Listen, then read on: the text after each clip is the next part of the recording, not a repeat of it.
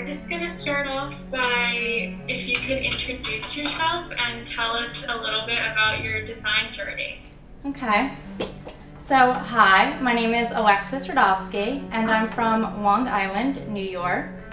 My start in fashion design happened really early on. I can't even remember a time that I didn't want to be a fashion designer. I think it's just something I've always aspired to be. So the person who brought me to fashion was my mom. My mom was a fashion designer for Fishman and Tobin. So growing up, I was always exposed to that lifestyle. So I really started sewing at around age 4, just little kid craft pocketbooks.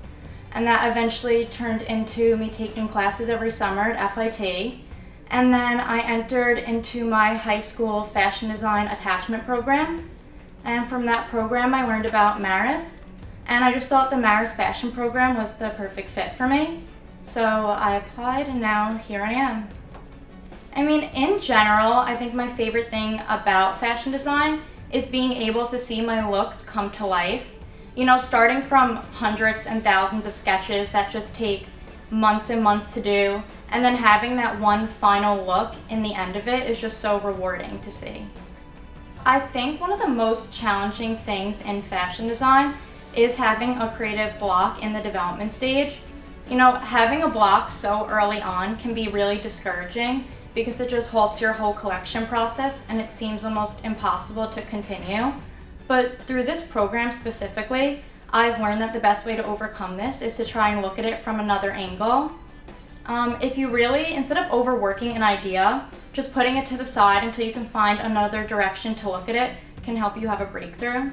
My collection is inspired by the Venetian carnival masquerade ball, and it's a yearly festival where people walk the streets in these elaborate costumes that are inspired by the 18th century Rococo era. So I studied abroad and I visited Venice, and when I was there, I stumbled across this small mask shop that had these extravagant and elaborate carnival masks. And I was just so intrigued and inspired by the craftsmanship from these local artisans.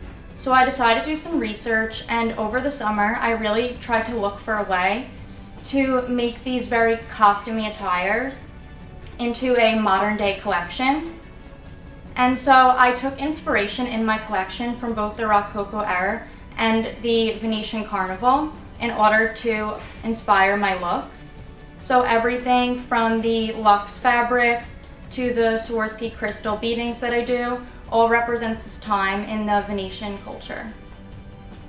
I'm also making my own Venetian-inspired masks that represent the pandemic face coverings now. So I'm combining in one of my masks the blinged out Venetian carnival mask with a traditional face shield, so that's also something to look forward to on the runway. Thank you. Thank you so much. Okay, now you can put your mask back on just so they can come back in. Okay.